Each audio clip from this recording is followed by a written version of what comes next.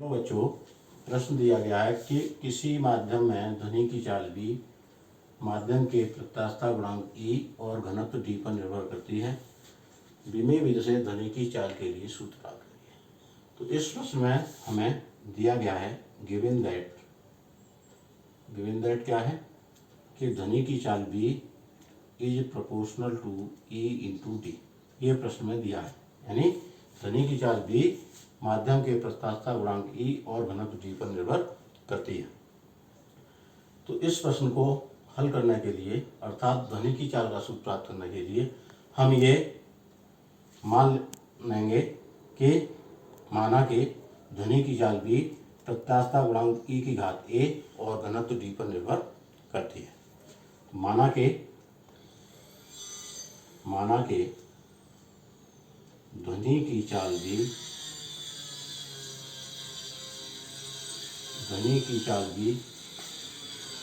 प्रत्यास्थता गुणांक ई की घात ए तथा घनत्व डी की घात बी पर निर्भर करती है।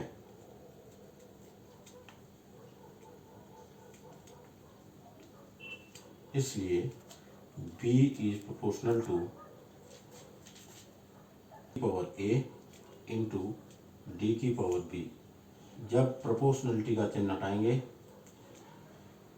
तो कांस्टेंट K आएगा, E की पावर A इंटू डी की पावर B। ये हो गई इक्वेशन नंबर सेकंड। अब क्या करेंगे, इस समीकरण के दोनों ओर की विमा लिखेंगे। तो समीकरण 2 के दोनों ओर की विमाएं लिखने पर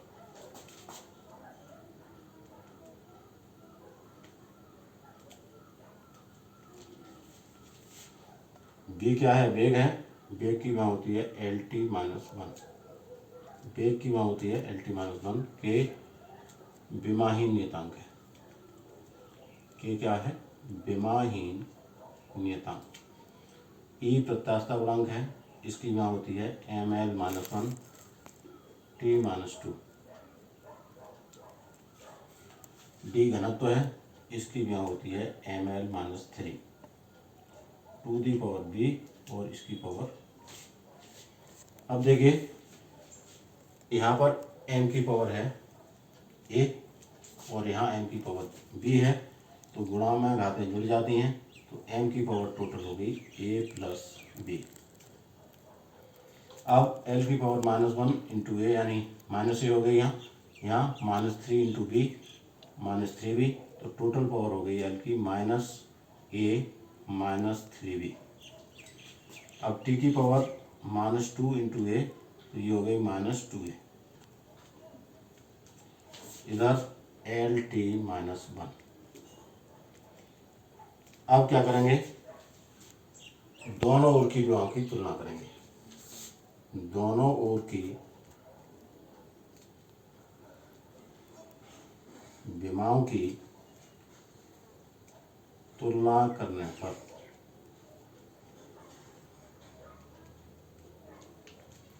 तो यहाँ पर m की पावर है a प्लस बी, यहाँ m नहीं है, इट मीन्स m की पावर यहाँ शून्य है, इसलिए a प्लस बी बराबर हो गया 0। यहाँ l की पावर है माइनस ए माइनस 3b, यहाँ l की पावर है 1, इसलिए माइनस ए माइनस 3b बराबर 1। ये हो गई इक्वेशन थर्ड। अब यहाँ t की पावर है माइनस 2a, तो यहाँ t की पावर है माइनस 1, तो माइनस 2a बराबर माइनस 1, माइनस से माइनस कट गया, तो a बराबर आ गया 1/2। a का मान हो गया 1/2। a का मान समीकरण और ये हो गया समीकरण 4। तो ए का मान किस में रख देंगे? समीकरण 3 में। ए का मान समीकरण 3 में रखने पर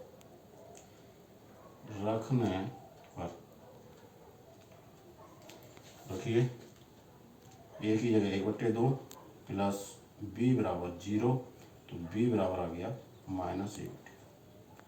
बी बराबर -1/2। ए का मान भी आ गया, बी का मान भी आ गया। इन मानों को रख देंगे समीकरण 2 में।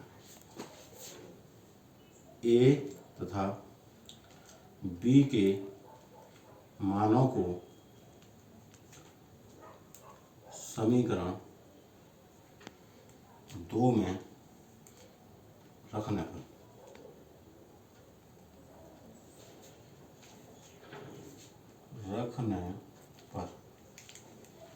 तो बी बराबर के ई की पावर ए की वैल्यू है 1/2 इंटू डी की पावर बी -1/2, और इसको लिखते हैं के इंटू ई की पावर 1/2, डी नीचे पहुंच जाएगा तो इसकी पावर होगी +1/2। और किसी भी चीज़ पर 1/2 की पावर हो तो उसका मतलब होता है वर्गमूल। तो के √E/D। तो ये आ गया ध्वनि की चाल का सूत्र। बी बराबर